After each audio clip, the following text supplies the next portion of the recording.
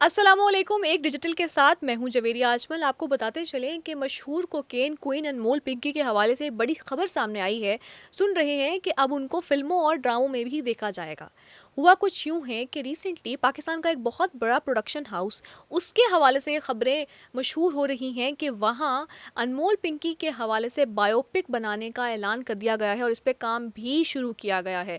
यानी कि उनकी ज़िंदगी पर मबनी एक फ़िल्म, ड्रामा या सीरीज़ बनाई जाएगी जिसमें तमाम ज़िंदगी अनमोल पिंकी की दिखाई जाएगी और मरकज़ी किरदार उसमें होगा सबा कमर का।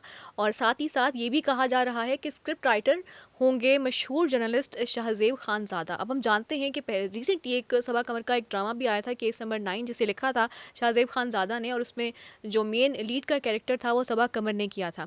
अब अनमोल पिंकी के केस के सामने आते ही सोशल मीडिया पर डिफरेंट चहम गोइयाँ शुरू हो गई। बहुत से लोगों ने एक वीडियो बनाई कि अगर अनमोल पिंकी पे कोई फ़िल्म, ड्रामा या कोई भी उनकी ज़िंदगी पे मबनी कोई चीज़ बनती है, तो उसमें जो मरकज़ी किरदार है वो सबा कमर को अदा करना चाहिए। जैसे ही एक सोशल मीडिया सारिफ ने ये वीडियो बनाकर अपलोड की तो ये बड़ी वायरल हो गई। लोगों ने मुख्तलिफ इस पे तबसरे करने शुरू किए। कुछ लोग इस पे बहुत मुत्तफ़िक भी थे कि वाक़ई सबा कमर में इतना टैलेंट है कि वो बहुत अच्छे से बायोपिक अदा कर सकती हैं और इसका जो कैरेक्टर है वो सबा कमर को ही मिलना चाहिए। ताहम कुछ लोग ये भी कहते हुए नज़र आए कि क्यों आखिर एक ड्रग डीलर, एक नेगेटिव एस्पेक्ट है जिसका सोसाइटी में, उस इंसान पे क्यों एक बायोपिक बनाई जाए और क्यों उनको मशहूर किया जाए मज़ीद, या फिर एक हीरो की तरह या एक मेन लीड की तरह दुनिया के सामने लेकर आया जाए। इसका जो हमारी जनरेशन है उस पर कोई भी अच्छा असर नहीं होगा। अब ये दो पर्सपेक्टिव थे जो सोशल मीडिया पर आ गए और अब एक जो मशहूर प्रोडक्शन हाउस है उसकी तरफ से इतला दी जा रही है कि वहाँ पे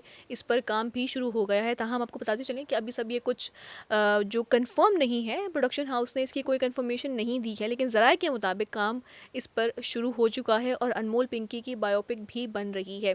लेकिन क्या उन पे बायोपिक बनाना या उनकी ज़िंदगी पे कोई भी बात करना एक नेगेटिव एस्पेक्ट हो सकता है या पॉजिटिव एस्पेक्ट हो सकता है? ये तमाम चीज़ें जो है स्क्रिप्ट पे भी बेस करती हैं।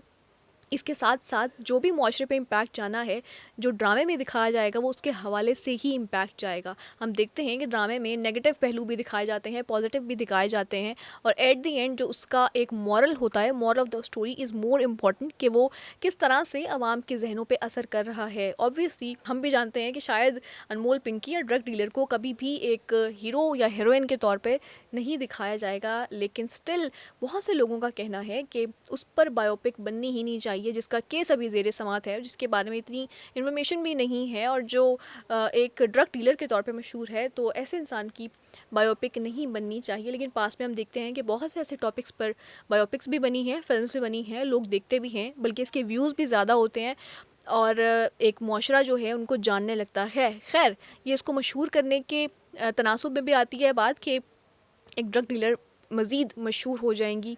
ताहम अगर एक अच्छा मैसेज दिया जाता है जो पॉजिटिव सोसाइटी के लिए इम्पैक्टफुल हो, स्पेशली यंग जनरेशन के लिए, तो ये एक सीरीज़ या ड्रामा या फ़िल्म एक अच्छी चीज़ भी साबित हो सकती है। खैर, आप इस हवाले से क्या सोचते हैं? क्या अनमोल पिंकी की बायोपिक बननी चाहिए या नहीं?